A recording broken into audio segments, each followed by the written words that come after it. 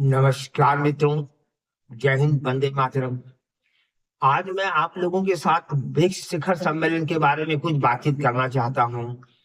अभी अभी ब्रिक्स शिखर सम्मेलन का आयोजन रूस के कजान शहर में किया गया है।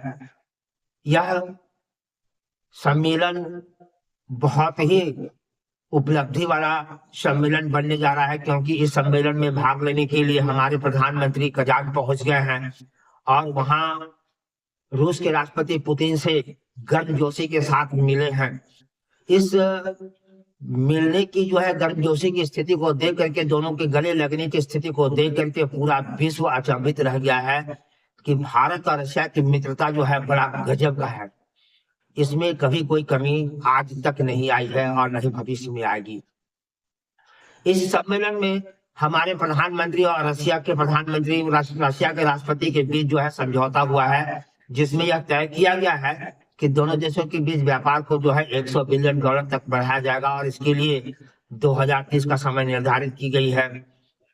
अभी अभी भारत और चीन के बीच सीमा को लेकर के समझौता हुआ, जिसमें दोनों देश 2020 की स्थिति को बनाए रखने के लिए तैयार हो गए हैं। उस स्थिति में वापस आने के लिए तैयार हो गए हैं। दोनों देश की सेना जो है गश्त लगाएगी और दोनों देश एक दूसरे का जो है सीमा का जो है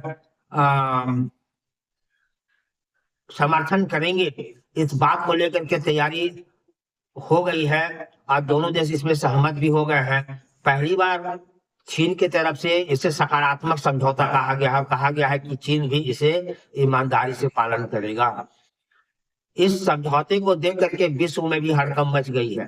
अगर पुतिन के थोड़े से सहयोग से भारत, चीन और रशिया अगर तीनों एक अच्छे मित्रवत देश बन जाते हैं, तो इससे कनाडा और अमेरिका को बेहद झटका लगेगा, क्योंकि आज के डेट में अमेरिका और कनाडा भारत को तोड़ने में लगा हुआ है। वह अपने देश में खालिस्तान आतंकवादियों को पुरजोर समर्थन कर रहा है और वहां के जो आतंकवादी पन्नू हैं वे भारत को धमकी दे रहे हैं कि भारत के जहाज को वह बम से उड़ा देगा।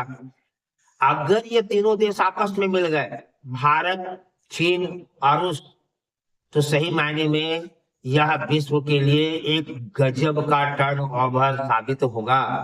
हर देश नहीं चाह रहे हैं कि भारत, चीन और रूस एक साथ आ सके, लेकिन हमें तो ब्रिक्स सम्मेलन में यह नजर आने लगी है और रशिया भी चाह रहा है कि चीन और भारत एक दूसरे के निकट आए और इसके लिए वो हर दृष्टि से सहयोग करने के लिए भी तैयार है। और यही कारण है कि इस बार सीमा समझौता जो है बहुत आसानी से हो गया। इसमें रशिया के राष्ट्रपति पुतिन का बहुत बड़ा योगदान हो सकता है, क्योंकि पुतिन जो है वह चीन के बहुत अच्छे मित्र हैं। उन्हीं के कहने से ही चीन ने इस बात को स्वीकार किया है। अगर इन तीनों देशों की जो है अच्छी त्रिमित्रता बन जाती है, तो सही मायने में विश्व का नक्शा बदलेगा। चीन और अमेरिका के बीच जो तनाव चल रहे हैं उसमें और भी गजब के निखार आएंगे और ये चीन अब भारत के साथ मिल करके और रशिया के साथ मिल करके विश्व के राजनीति में और कूटनीति में गजब का बदलाव लाएगा। यह भारत के लिए बहुत बड़ी उपलब्धि होगी, लेकिन ये कितना सफल होगा ये भविष्य के गर्त में रखा समाया हुआ है। अभी मैं भारत के प्रधानमंत्री के द्वारा रशिया के राष्ट्रपति के साथ मुलाकात हुई, जिसमें उन्होंने खुल्ला शब्दों में कहा कि आज का युग युद्ध का युग नहीं है।